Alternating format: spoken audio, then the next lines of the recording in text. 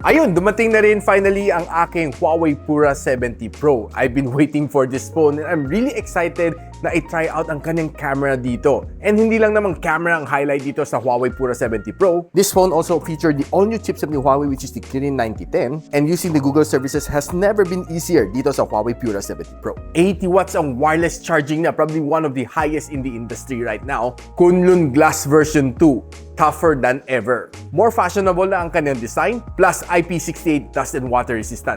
Lahat na yan tatalakayin natin in this video right after this quick intro.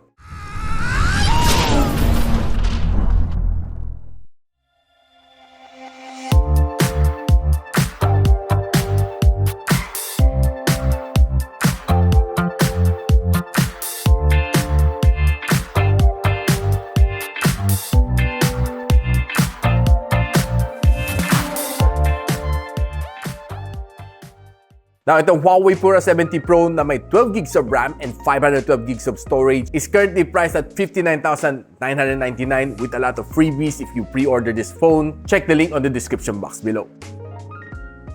Now, one of the things na napansin ko dito sa phone na ito is that kakaibang ka ng camera setup dito. It looks like a play button that simply means moving forward after 12 years of P-series ni Huawei. And formerly, ang tawag kanya is P-series, but right now, binago nila into Pura 70 series, meaning it's a new beginning for the P-series. So makita natin ang kanyang design looks a little bit more fashionable as compared to sa P60 Pro na meron natin. And it all started with yung kanyang camera setup. Very simple, very elegant ang kanyang design. And I love yung grip na dito sa likod. Even na matte finish ang kanyang likod, but I feel it's a little bit slippery pa rin. Kasi glass finish ang likod. Aluminum metal ang kanyang side frames and you'll see a lot of antenna bands all over the phone. One thing that you should really be careful dito sa phone na ito is that I would say na it's a little bit slippery. On several occasions, it almost slipped out of my hands. So, you might need a protective case dito para medyo mas magandang grip sa phone na ito. If you're a one-hand texter na medium size ang iyong kamay, kaya ko naman abutin itong phone na ito from edge to edge. Now, this phone is being powered by the all-new na chip na meron ng Huawei, which is the Kirin 9010. And it's a 7nm chip, but sad to say that it's still 4G dito sa HUAWEI Pura 70 Pro because of the US ban. And if you're checking Antutu benchmark, 880,000 points na nakuha niya. And this is the breakdown score, and probably it's not the highest for a flagship phone. 1,400 na ganang loop score dito sa Wildlife Extreme, and happy to say 99% ang ganang stability. Ito ang score niya sa CPU benchmarking sa Geekbench, and ito naman sa GPU benchmarking. Looking okay naman siya dito sa kanyang thermal throttling, and it throttled to 81% ng kanyang best performance. Now, this phone comes together with a 5,050 mAh of battery, and it can fast charge as fast as 100 watts. So meaning in less than 30 minutes, kaya ma-full charge ang phone mo from 0 to 100. And what's nice din dito sa phone na ito, it also supports wireless charging up to 80 watts na fast charging, which is one of the industry's first kasi I have yet to see na merong ganong support from other flagship phones. And it also support 18 watts na reverse wired charging and 20 watts na reverse wireless charging. Probably also one of the first then to be able to wirelessly charge ang phone ng yung boyfriend or girlfriend or even your family member in case of emergency. So one thing na napansin ko after using this for 2 weeks is makunat ang kanyang battery. Using it on a day-to-day basis as my daily driver, this one can last me beyond 1 day. And probably, I would say na siguro kulang-kulang kaya din niya umabot ng 2 days if you're using it very conservatively. But of course, being a power user like me, I take photos and I do a lot of things. So expect mo within 1 day, pwede na for me. But kung hindi ka naman power user, I think kaya siguro to within 2 days. And nung sinalang ko to sa battery stress test ni PC Mark, ito nakakuha siya ng 17 hours and 16 minutes na screen on time. This is based on 50% brightness and 60 Hz na screen refresh rate. Makuna.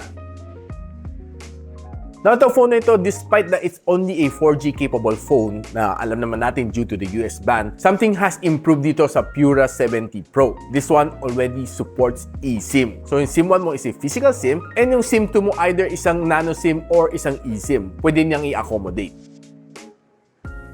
Ang kanyang display is a quad curved na screen having a 6.8-inch na display And it's a LTPO na OLED display, meaning ang refresh rate can play between 1 Hz to 120 Hz. And ang maximum brightness is at 2,500 nits, and mataas ang kanyang screen-to-body ratio at 90%. And what's nice din dito is sobrang tough ang kanyang screen. It's a Kunlun Glass version 2, or tawag nila Crystal Armor Kunlun Glass. So meaning kahit anong pukpok mo dito sa screen na ito, which I don't really recommend you to try kasi your phone is meant for using and not for torture testing, it just pays to have a good protection like this one in case of emergency or accident. So one of the good things na meron dito sa HUAWEI Pura 70 Pro is yung air gesture. Like this, pwede ka mag-screenshot, yan. Or pwede ka mag-scroll, no? Kung gusto mo siya mag-scroll up, ganon.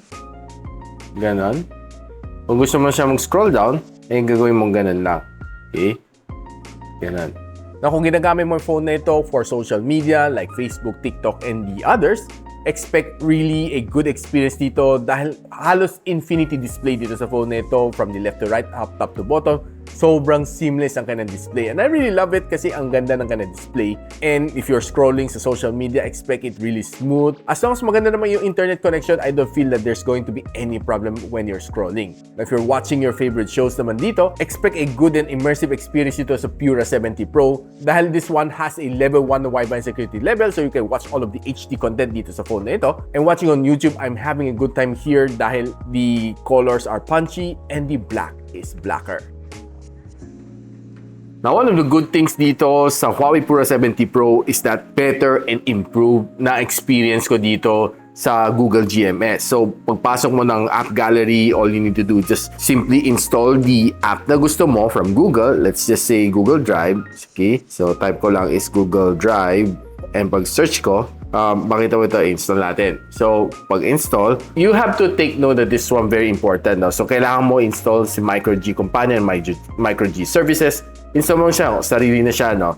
This enables you to use Google services like Gmail, G Drive, Google Maps, YouTube, seamlessly dito as a native one dito sa HUAWEI Pura 70 Pro. Ngayon na na-install na natin, kailangan natin i-open. Okay? So, kailangan mo lang mag-sign in. So, I'll just simply sign in yung credential ko. So, pag sign in mo, ganito lang makita mo. So, the next thing that you see is that nakapag-pasok na siya sa aking Google Drive. Next, check natin iba. Check natin Gmail natin. Okay? So, yeah, pwede ka na mag-scroll, mag-check na yung email.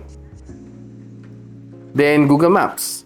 So, yeah, Google Maps is working perfectly. Wala naman siyang problema. And YouTube ko is working perfectly as well dito sa HUAWEI Pura 70 Pro. Thanks to yung MicroG services na automatic mag-i-install when you use yung app gallery ni HUAWEI.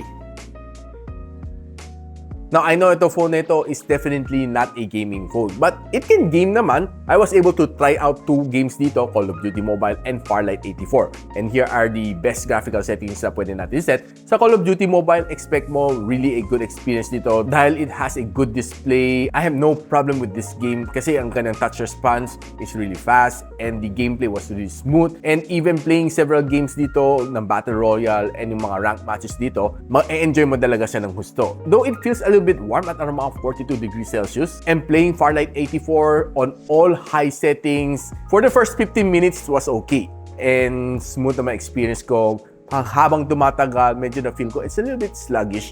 Lalo na pag medyo nag-i-aim ka na, naka-zoom ka na mapapansin mo parang medyo naglalag siya ng konti. Which sometimes very irritable kasi kung nag-i-aim ka at medyo hindi tumatapat, nakakainis. But well, you just have to lower down a little bit yung kanyang graphical settings to be able to run it a little bit smoother. After ko binaba ng graphical settings, it was indeed smoother and the gameplay was okay. Playing 1.5 hour dito sa Farlight 84, ma-enjoy mo talaga siya ng gusto. Probably one of the problems ko dito is that medyo mainit siya at 50 degrees Celsius after 1.5 hours dito based sa aking mild na thermal scanner. So, recommend ko sa inyo, use a phone cooler if you really want to play heavy games dito sa phone na ito.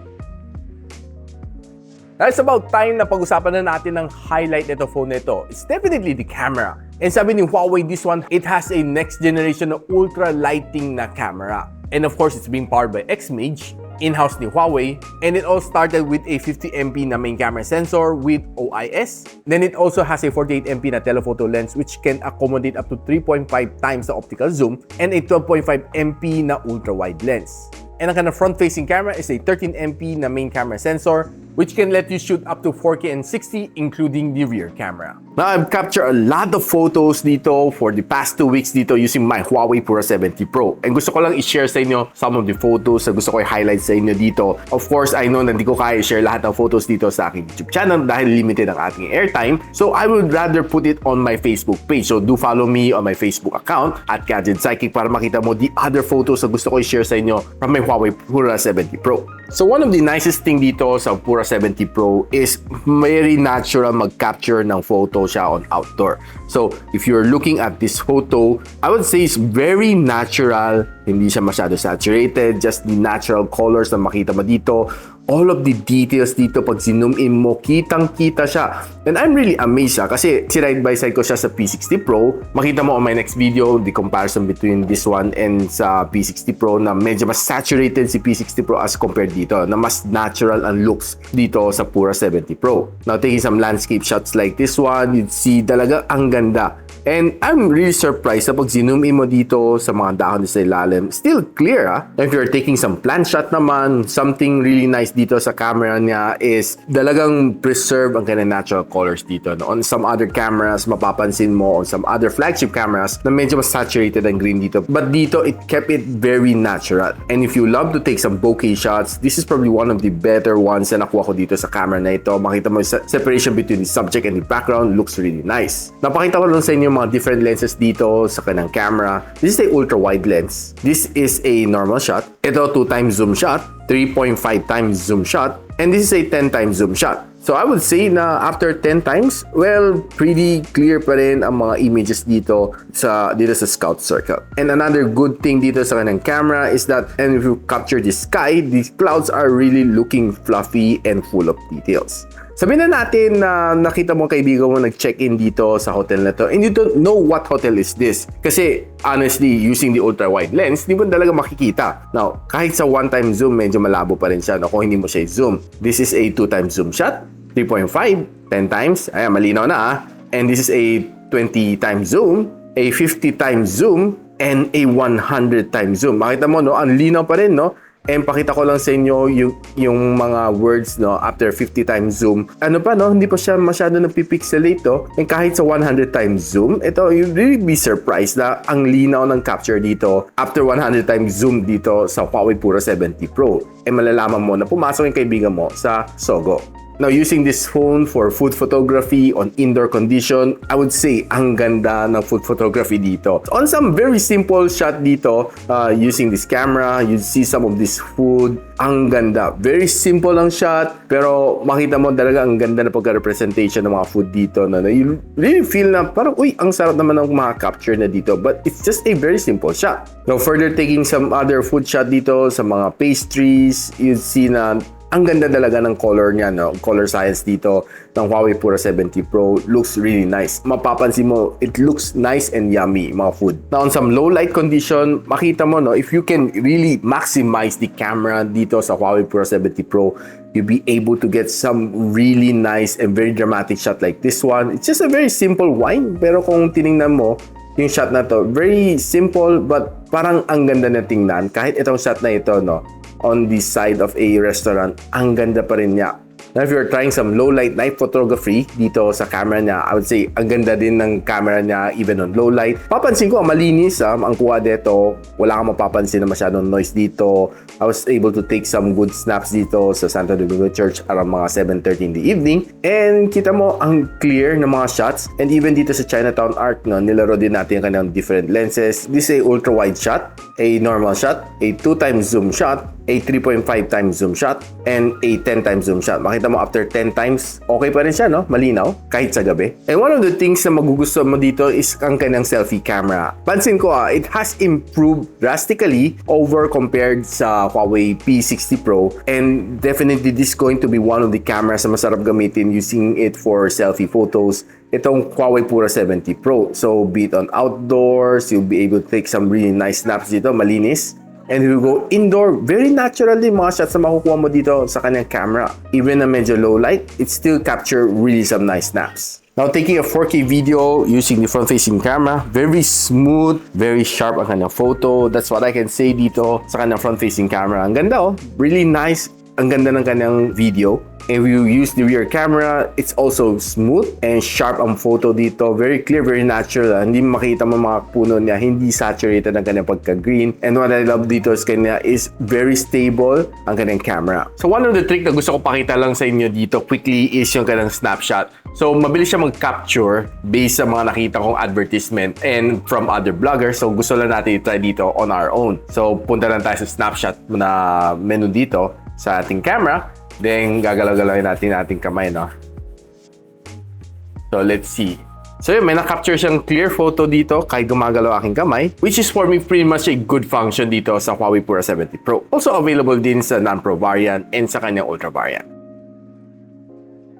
Now, after playing with this phone for 2 weeks, ano ang magiging verdict ko dito sa phone nito? It's definitely one of the cameras that you should look out for this 2024 dahil ang ganda ng mga images na pwede mo makapture dito sa HUAWEI Pura 70 Pro. And honestly, I'm more excited to get my hands on the HUAWEI Pura 70 Ultra, which I hope na makakuha tayo pretty soon para i-review natin dito sa ating channel para makita natin the improvement or yung difference between the Pro and the Ultra, kung anong nga ba dapat mong bilhin or pwede na si Pro or should you go for the Ultra. Malalaman natin pretty soon once I get my hands on the Ultra version. But for me, itong Pro na ito is definitely good. I've seen a lot of improvement lalo sa kanyang camera over the P60 Pro, which I can easily say na if you're a P60 Pro user, I think you should try itong Pura 70 Pro. Kasi mararamdaman mo talaga ang improvement lalo sa kanyang camera. So of course, don't forget to subscribe to my channel para ma-notify kayo once na nagkaroon tayo ng comparison between the Pura 70 Pro and the P60 Pro. Now, if you want to buy one of these, I'll be linking on the description box below. And if you like this video, don't forget to share it to your friends. And a sub to this channel would definitely be awesome. I'll see you in the next one. And so, ako para si Richmond, and you're watching Gadget Sidekick. What's up? Like and subscribe to my channel.